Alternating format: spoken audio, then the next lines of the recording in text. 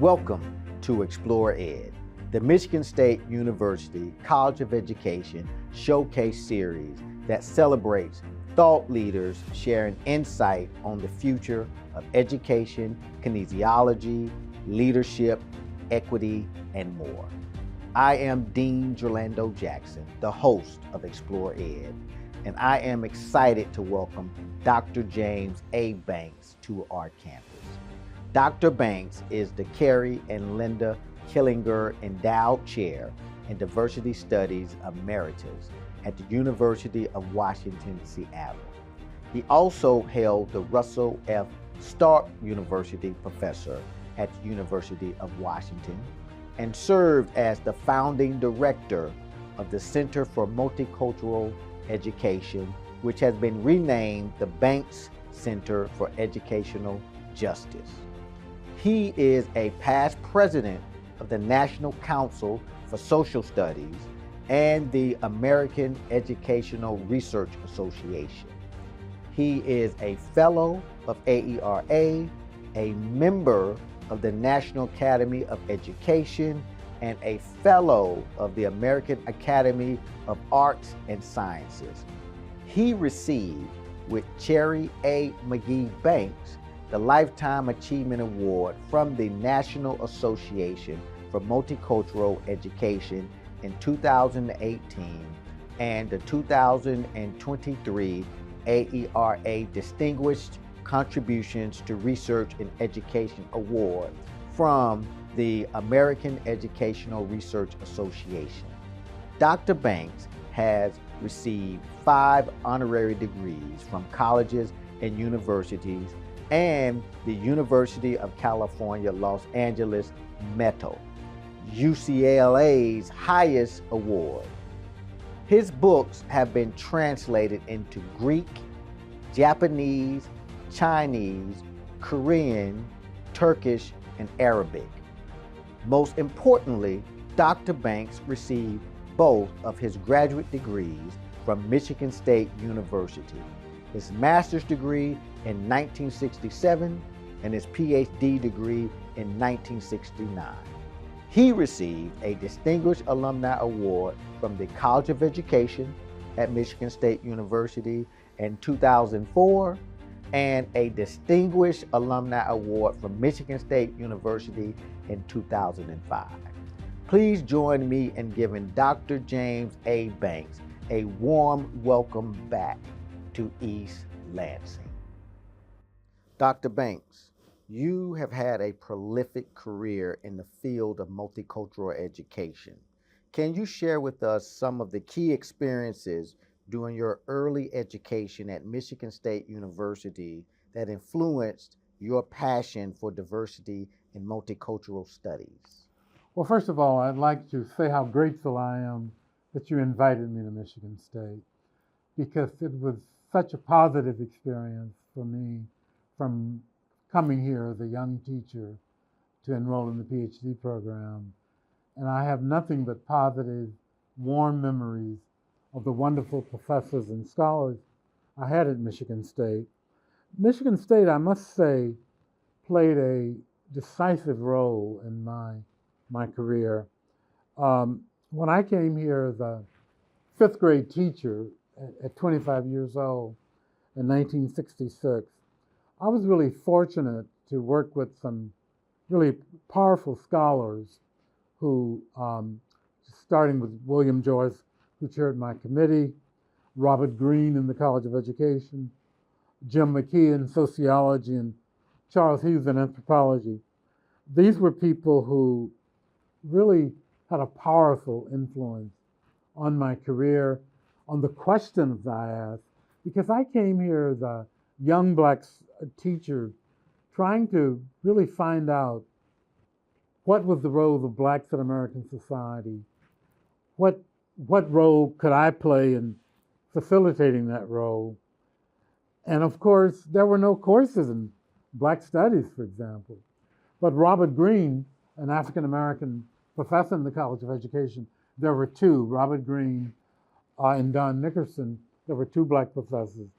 And Robert Greene supervised an individual reading for me in Black history. Now, he was not a historian, but I read Black history books. Books by John Hope Franklin, for example, was the most influential. So this was a very positive place for me. Charles Hughes, in anthropology, taught me about culture and learning, and James McKeon, sociology, introduced me to the sociology of knowledge. And William Joyce, which was a very unusual opportunity, my advisor invited me to co-author, to co-edit 2 books with him. One was called Teaching Social Studies to Culturally Different Children, and the other was called Teaching Language Arts to Culturally Different Children. How many grad students get a chance to co-edit a book with their advisor? So I was very flattered that Bill asked me to do that. I was very honored. And Robert Greene, the African-American professor in the College of Ed, invited me to write a chapter for a book he wrote, edited, on the racial crisis in American education.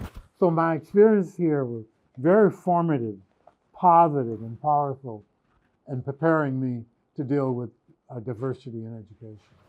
Impressive. As someone who has been involved in educational justice for decades, what were the challenges you faced when you first started advocating for multicultural education, and how have those challenges evolved over time? Well, first of all, I want to clarify, and so I have to give a little bit of history here, that I didn't start out in multicultural education. And I'd like to kind of paint a historical picture. I really started out in Black studies. My first 2 books, which I wrote as a graduate student, which my daughters laugh about and find that quite interesting. How did you write books while you were a graduate student? But anyway, my first 2 books were in Black studies. One was called March Toward Freedom, A History of Black Americans, which was for junior high school students, because I wanted to do something for the classroom. And my second book, called Teaching the Black Experience, Methods and Material, was for teachers. So I really started out in Black studies. So, but that evolved, and I want to talk about the evolution. So in starting out in Black studies, and then I began to realize that Black studies was not enough in itself. So that kind of moved, that you just can't have the history of groups. You need to deal with other issues like language. And so that led to something we call multi-ethnic education, which looked at language, which looked at teaching strategies, and so forth. And so, so multi-ethnic education then evolved into multicultural education, which looked at not only ethnic groups, but also looked at gender, looked at disproportionality, looked at disability, and finally LGBTQ issues. So that was multicultural education. So I just wanted to kind of give that historical overview that it didn't start out as multicultural education. But in terms of your question about what in terms of challenges the challenges were trying to make multicultural education legitimate and to institutionalize it. For example, when I was at Michigan State, and by the way, the women's studies faced the same issue. When I was at Michigan State, the 2 women, one of my first 2 students were in women's studies because no place else they could study was except in multicultural education. So the resistance, and many professors, unlike Bill Joyce, my advisor here, did not allow their students to do dissertations on Black studies. So the challenge has been trying to institutionalize multicultural education, try to get it included in the curricula, into courses, to our faculty. So that's been the struggle. And that's why, to respond to that struggle, to institutionalize and to legitimize multicultural education, I've spent a lot of time doing that. That's why I edited several books, such as the Handbook of Research on Multicultural Education, two editions, one in 1995 and one in 2004. That's why I edited the Routledge International Companion to Multicultural Education that was published in 2009. And that's why I edited the 4-volume encyclopedia of education and diversity that was published in 2012, was to legitimize the field. And that's why when I was president of AERA, I focused on education and diversity, and I'll talk a little more about that later on. Thank you. And back to this issue of how ethnic studies moved, how ethnic studies moved to multicultural education, and how I began to see how Black studies, how I moved from Black studies to ethnic studies.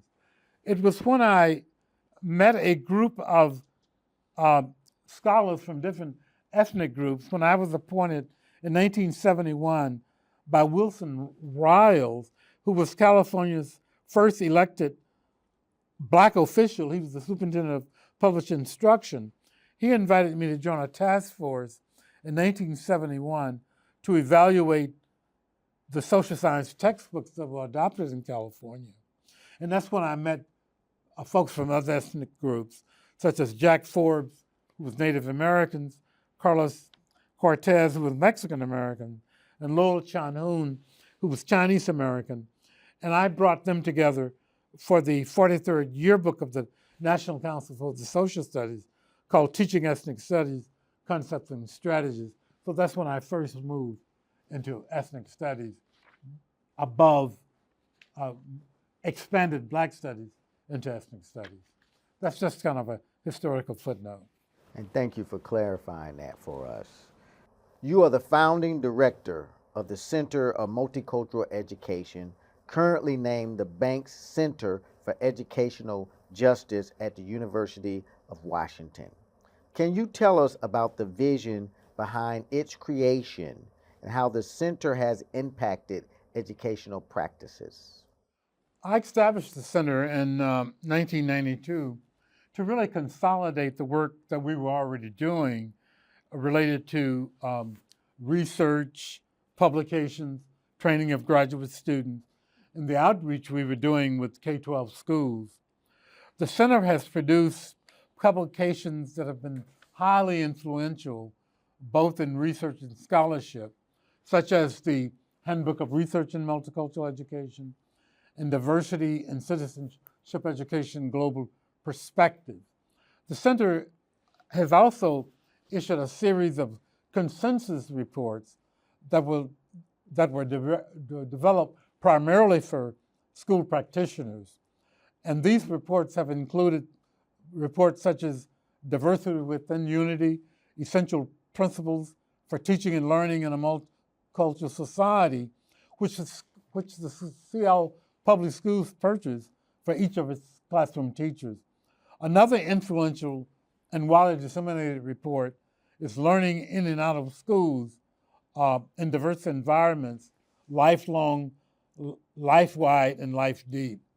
And the final report consensus report we developed under my leadership was a report related to youth civic development and education, which we developed jointly with the Center for Adolescence at Stanford. The other major accomplishment of the center has been the development and training of graduate students. And some of our graduate students include Nicole Joseph at Vanderbilt University, Tyrone Howard at UCLA, and Yi-Ching Chu at the University of South Florida. And of course, Tyrone, we're very proud of. He was president of AERA last year, and he'll be inducted in September into the American Academy of Arts and Sciences. So publications, graduate students are among the really important accomplishment of the center. Thank you. Your work has been translated into multiple languages and has reached a global audience. How do you perceive the role of multicultural education in a global context, and how should educators adapt these principles to different cultural settings? Yeah, my work in multicultural education to another nation goes back to the first sabbatical I had from the University of Washington in 1977. In that study, I looked at multicultural education in the United States, Mexico, Puerto Rico, France, and England. And my work was published in Social Education in 1978. My work in these different nations, which is continuing, is based on the assumption that structural and educational inequality are issues that are exist in the world over, and that if we understand education in one nation, it can help us understand education in another nation. For example, when I first worked in London in 1970, in the 1970s, my colleagues in England thought that the problem of West Indian students and students from Jamaica were really students of Jamaican descent. Many of these students had been in the United Kingdom for several generations, which, by the way, they were still calling them immigrants. They were saying that the problems were primarily language problems. With what my work in the United States helped them to understand that these problems were much bigger than language, but they related to culture and other issues. And so I think that when we look at education in China, when we look at education in France, it helps us to understand education in the United States and vice versa. When they look at education here, it helps them understand education in their nation. And my publications and work in global education continues, and my latest publication in that field is a book published by AERA in 2017, and it's called Citizenship Education and Global Migration, Implications for Theory, Research, and Teaching. And my latest trip abroad dealing with these issues was our trip to Israel in 2022, where I gave a keynote lecture on a conference at the Arab Academic College for Education in Israel. My previous trip to Israel had been lecturing at Jewish universities, but for the first time I lectured at an Arab university. So the system is segregated there. You have Jewish universities, Arab universities. Oh, yeah, thanks for sharing that. Having served as president of both the National Council for the Social Studies and American Education Research Association, what insights can you share about leading such prominent organizations, especially in terms of promoting diversity and inclusion? Well, one of the things, a little history here, I think, is important. When I became president of AERA in 1997, 1998, I was only the second African American to become president of AERA. Linda Darling Hammond was president. She was the first African American president of AERA, and her presidency was 1995 to 1996. It was very challenging to be the second Black president of AERA because a major goal of mine was to desegregate AERA because the research focused on Black education, their meetings were very distinct from the rest of AERA. There was really little desegregation or integration. So one of the goals I had was to integrate AERA and to make the Black SIG and the other SIGs of color a much more integral part. So what I did in the convention the year that I chaired the program was to really focus on diversity. For example, the theme of my conference was diversity and citizenship in multicultural societies. And my presidential address, which also focused on diversity, was called The Life and Values of Researchers implications for educating citizens in a multicultural society. And I had the most desegregated and multicultural and diverse program in the history of AERA. William Julius Wilson, for example, the African-American Harvard sociologist, was a keynote speaker. And other major speakers included Patricia Collins, Guadalupe Valdez, Edmund Gordon, Shirley Bryce Heath, Michael Cole, and Richard White, the Stanford historian who specializes in the West. So that the goal becomes, in these organizations like AERA and like the National Council for the Social Studies, is to change them structurally so that they reflect diversity.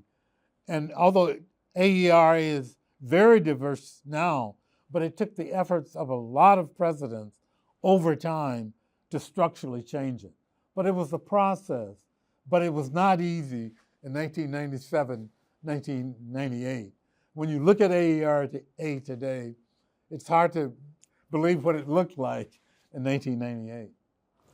And those of us that go to ARA, we thank you for creating that momentum and motion for what we have today. You have received numerous awards and honors, including the 2023 AERA Distinguished Contributions to Research and Education Award. How do these recognitions shape your perspective on the progress of multicultural education in academia?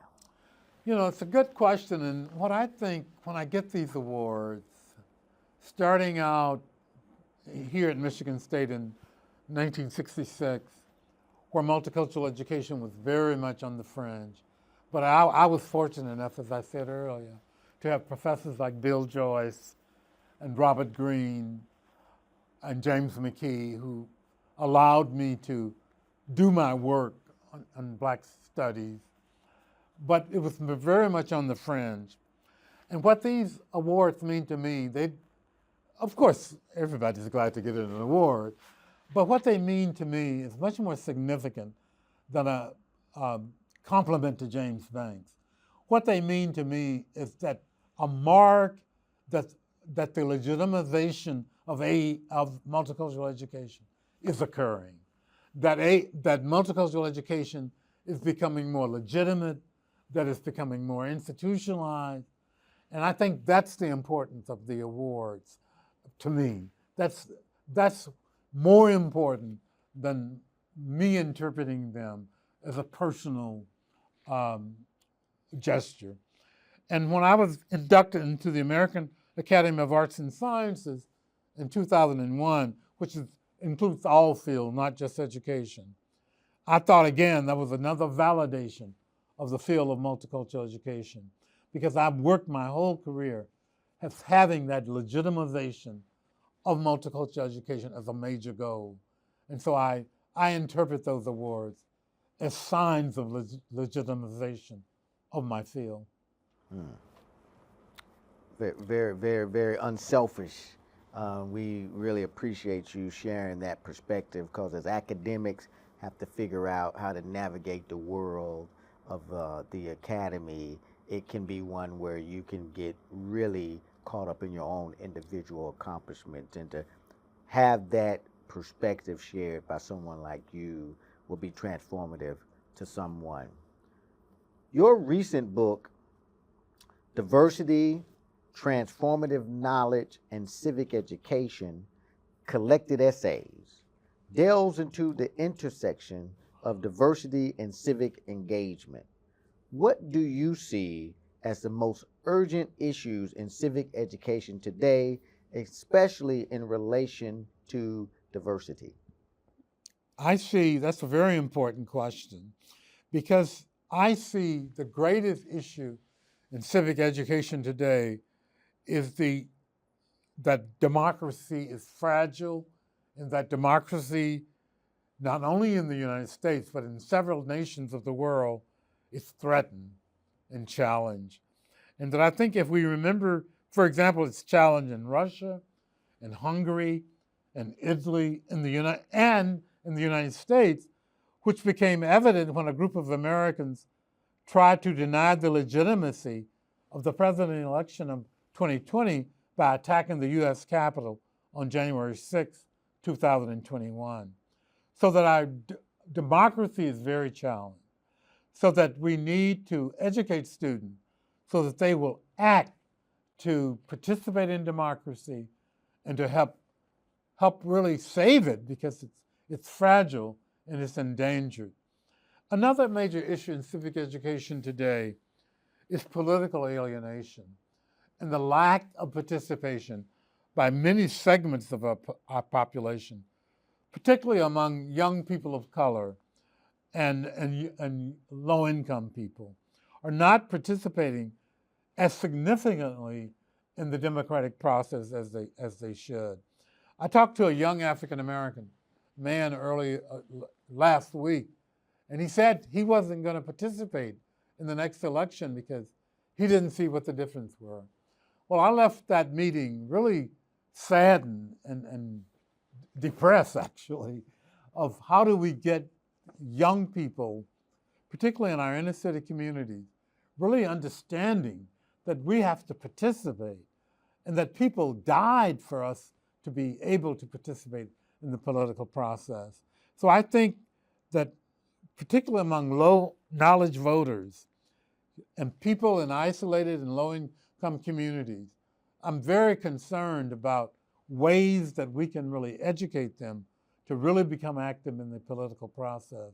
And I think it's a really serious issue, and that democracy is very endangered in our nation and in some other nations.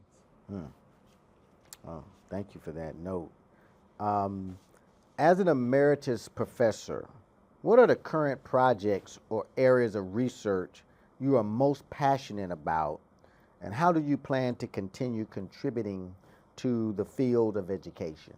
Well, you know, I'm already continuing, and I tell Gloria Latz and Billing, we both say we've failed retirement. When the American Academy of Arts and Sciences inducted me in 2021, a few months later, they asked me to edit an issue of their journal, Daedalus. And I said to my wife, Kerry, they didn't give me much time, did they? And of course, I said yes. Why did I say yes? Because Daedalus is a very prestigious journal, and it gave me another opportunity to help legitimize multicultural education. What better way to legitimize it than to put it in Daedalus, a journal that goes across all the disciplines, medicine, social work, all the fields, law, architecture. Daedalus goes to all of these groups. And so the idea that I can have an issue, an edit an issue, dealing with diversity, I just couldn't say no. But it's been a major project, which I've enjoyed, and it's ongoing. I decided to edit an issue. It's going to be called the Global Quest for Educational Equity. It includes 17 essays from around the world, from colleagues of mine in these different nations I had worked with from around the world. And I went to the Spencer Foundation and asked for a grant to bring all of the authors together after they wrote the first draft of their chapter. And I was given a grant by Spencer. And we met from October 29th to November 1st in 2023 to discuss their essays. Daedalus called the articles essays, to discuss their essays and to get feedback. And so the issue will be coming out. It'll be the next issue of Daedalus that'll be published in November. And I just want to point out to the audience listening to this interview that Daedalus is an open access journal, and it'll be available free to anybody who want to read it. So it'll be coming out in November, and it's called The Global Quest for Educational Equity, and the journal is called Daedalus. Another activity in which I'm still involved as a retired professor, that's a very important and satisfying activity. I'm mentoring a group of young scholars of color who are within 10 years of their doctorate. It's nothing formal. It's just something I'm doing. I began mentoring several of these scholars within the National Academy of Education, which has a mentoring program which is you're expected to mentor some young people. And so I have some of them from the National Academy of Education, but and others I met at AERA. Two of those scholars are editing books for the Multicultural Education series that I edit for Teachers College Press at Columbia, and that's another activity I'm carrying on in retirement, so-called retirement. There are now 80 plus books published in that series, with others in various stages of development. So that's kind of my retirement, is these major activities.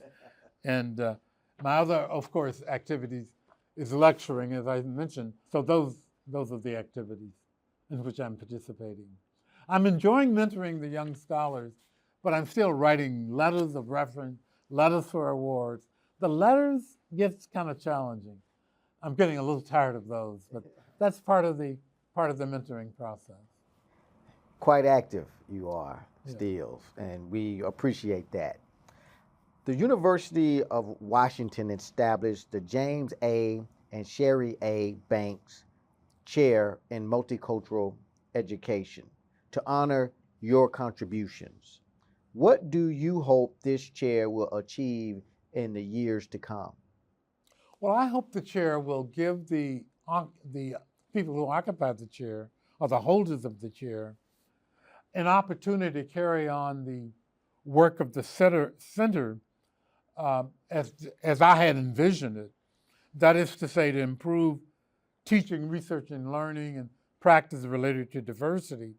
And I realize that the holders of the chair will envision that mandate and see it differently than me. I'm reluctant to admit that we recruited the first occupant of that chair from Michigan State, Django Perez. And Django, of course, is envisioning the whole goal a little differently than me.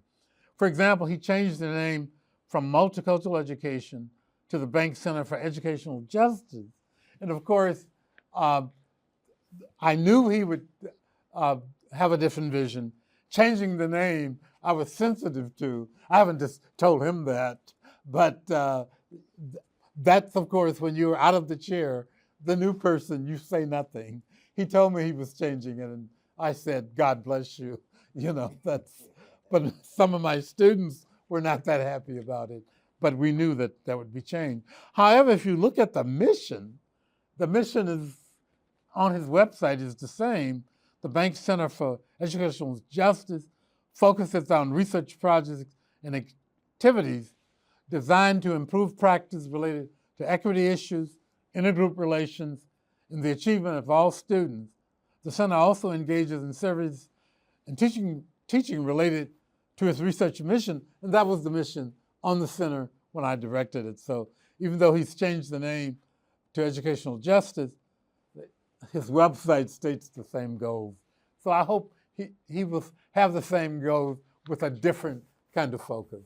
So that's to be expected when you get new leaders in new positions, in old positions. Yes, and we are quite appreciative of you sharing what that transition looked and felt like to you as well, and to highlight the connectivity to the person that's carrying on your legacy to Michigan State as well. So I'm going to ask you another question.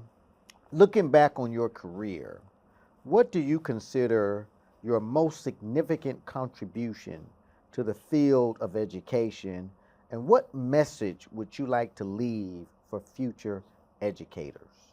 I think the most important contribution I've made are several.